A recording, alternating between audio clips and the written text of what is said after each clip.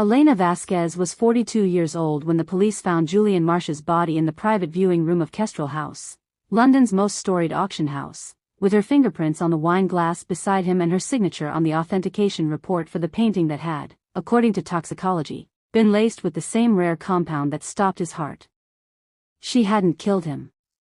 She had loved him, in the quiet, complicated way two people who'd spent 15 years circling each other professionally sometimes do, never quite closing the distance, always finding a reason to wait one more year.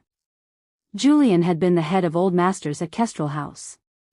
Elena was the outside authenticator the house called in whenever a piece needed a signature nobody could challenge in court, a woman whose eye for brushwork and pigment composition had, over 2 decades, become close to legendary in a field where reputations were built on decades and destroyed in an afternoon. She had been the one to authenticate the painting at the center of it all, a supposed lost Caravaggio, the flight into Egypt, surfacing from a private Sicilian collection with provenance documents that traced back, cleanly, to the 18th century. Elena had spent 6 weeks with that canvas, infrared reflectography, pigment analysis, craquelure patterns, the particular way Caravaggio ground his lead white, and she had signed her name to it with the full confidence of a woman who had never once, in 22 years, been wrong about something this size. 3 days after the painting sold at auction for £41 million to an anonymous telephone bidder, Julian called her at 11 at night, his voice tight in a way she'd never heard from him. "I need you to come to the house," he said. "Tonight. Alone. There's something wrong with the Caravaggio, Elena, and I don't know who else I can trust with it." She found him in the private viewing room an hour later, the painting uncrated and leaning against an easel under gallery lights, a bottle of wine open on the side table, 2 glasses poured, one of which, she would later be told, contained a compound derived from oleander, rare enough that most toxicology screens didn't test for it unless specifically directed to, and lethal enough that Julian Marsh had been dead for perhaps 20 minutes by the time Elena walked through the door and found him slumped in the leather chair he always sat in when he wanted to look at a painting the way a lover looks at someone they've missed. She had touched his shoulder. She had touched the wine glass, out of some instinct to see if it was still warm, still full, some part of her brain refusing to accept what her eyes were telling her. She had called the police herself, at 11:47 p.m., her voice recorded on the emergency line saying words that would later be replayed in a courtroom as evidence of consciousness of guilt, "Oh God, I think he's dead, I think I might have, no, I didn't, I need help, please send someone." The prosecution's case, when it came together 3 weeks later, was elegant in the way only a carefully constructed lie can be. Elena's fingerprints on the glass. A text message, supposedly from her number, sent to Julian 2 hours before his death, that read, "We need to talk about the painting before this goes any further.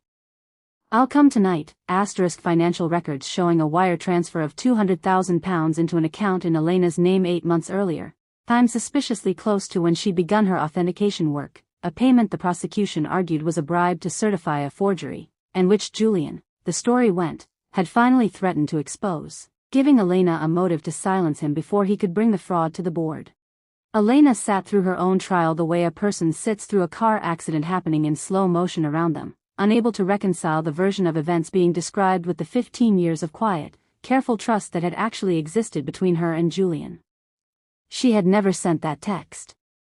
She had never received £200,000 from anyone. But the phone records showed the message, and the bank showed the transfer, and a jury of 12 people who had never held a paintbrush or stood in front of a 400-year-old canvas looked at documents instead of truth and decided, after 4 days of deliberation, that Elena Vasquez was guilty of murder. 14 years. She served the first 2 in a fog of a kind of grief that had nowhere to go, grief for Julian, grief for a career that had taken 22 years to build and had been erased in the space of a single trial, grief for a version of herself that had believed, foolishly, that expertise and honesty were enough protection against a lie built carefully enough.